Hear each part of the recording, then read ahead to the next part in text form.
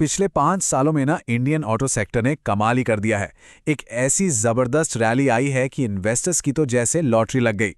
तो आज आइए इसी रैली के पीछे की पूरी कहानी को डीकोड करते हैं। 234%। जी हाँ, यही वो नंबर है, वो मैजिक फिगर जिसने इंडियन ऑटो सेक्टर में एकदम से तहलका मचा दिया है। ये निफ्टी ऑटो इंडेक्स का पिछले 5 साल का टोटल रिटर्न है। इसका मतलब क्या हुआ?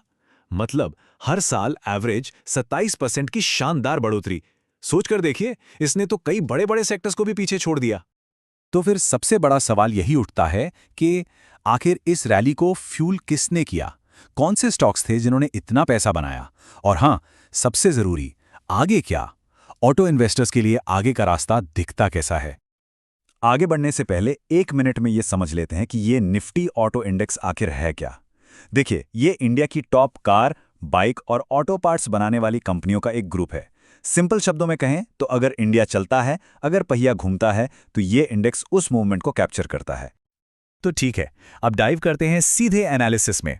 सबसे पहले उन 4 मेन इंजन्स को समझते हैं जिन्होंने पिछले 5 साल इस सेक्टर को इतनी स्पीड दी। इस रैली के पीछे ना 4 बड़े ड्राइवर्स थे, और इंटरेस्टिंग बात यह है कि ये सब एक ही टाइम पर हुआ। एक तरफ कोविड के बाद जो डिमांड रुकी हुई थी, उसने एकदम से जोर पकड़ा। दूसरी तरफ लोगों ने महंगी एसयूवी और प्रीमियम बाइक्स पर खर्च करना शुरू कर दिया, जिससे कंपनियों के मार्जिन बढ़ गए।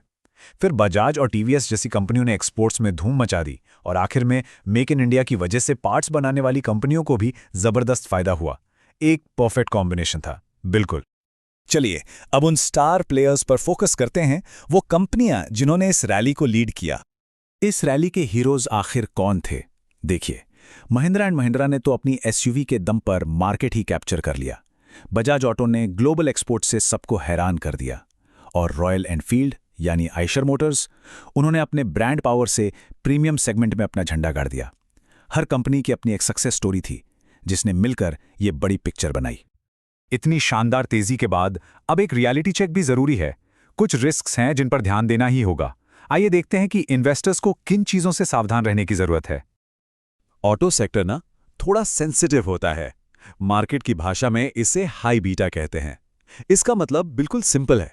जब मार्केट ऊपर जाता है तो ये रॉकेट बन जाता है, लेकिन जब मार्केट गिरता है तो ये उतनी ही तेजी से नीचे भी आता है। डबल एज स्वॉर्ड जिसे कहते हैं। देखिए, पास्ट परफॉर्मेंस फ्यूचर की गारंटी तो होती नहीं है ना। स्टील जैसी चीजों के दाम बढ़ रहे हैं जो प्रॉफिट्स को खा सकते हैं। इलेक्ट्रिक व्हीकल्स का आना ये पूरे गेम को बदल सकता है, और ग्लोबल सप्लाई चेन में जरा सी भी गड़बड़ पूरे प्रोडक्शन को रोक सकती है। ये सभी असली रिस्क्स हैं। तो इन रिस्क से आगे बढ़कर आप फ्यूचर की तरफ देखते हैं। आखिर 2030 तक का रास्ता कैसा दिखता है? कौन से नए ट्रेंड्स इस सेक्टर को शेप करने वाले हैं? ये चार्ट बिल्कुल साफ दिखा रहा है कि फ्यूचर ग्रोथ कहां से आने वाली है। सबसे बड़ा गेम चेंजर इलेक्ट्रिक व्हीकल्स। जो कंपनी इस ईवी की रेस में आगे निकलेगी, वही अगली बादशाह बनेगी। हाँ, इसके साथ साथ एक्सपोर्ट्स और हमारी डोमेस्टिक डिमांड भी इंपॉर्टेंट रोल प्ले करेगी। तो इसका मतलब साफ है, अगले 5 साल में विनर बनने का फॉर्मूला पूरी तरह से बदल जाएगा। अब रेस सिर्फ गाड़ियां बेचने की नहीं है, अब रेस है टेक्नोलॉजी को अपनाने की और ग्लोबल मार्केट में अपनी जगह बनाने की। तो इतनी सारी बातों के बाद एक इन्वेस्टर को क्या करना चाहिए, किन चीजों पर फोकस करना चाहिए? चलिए, इसके लिए एक स्मार्ट चेकलिस्ट पर नजर डालते हैं। ये चेकलिस्ट एक तरह से गाइड का काम करेगी। सबसे पहले ये चेक करना कि सेक्टर कहीं ओवर वैल्यूड तो नहीं हो गया है। फिर ये देखना कि इंडेक्स को कौन से बड़े स्टॉक्स चला रहे हैं और क्या वो ईवी के लिए तैयार है। सिर्फ पिछले रिटर्न्स देखकर इन्वेस्ट करने से बचना चाहिए। और हाँ, क्योंकि ये सेक्टर साइक्लिकल है, तो एक साथ सारा पैसा लगाना अक्लमंदी नहीं है। थोड़ा थोड़ा करके एंटर करना बेहतर हो सकता है। और यही इस पूरे एनालिसिस का सबसे बड़ा टेक अवे है। Auto sector short term traders के लिए नहीं है।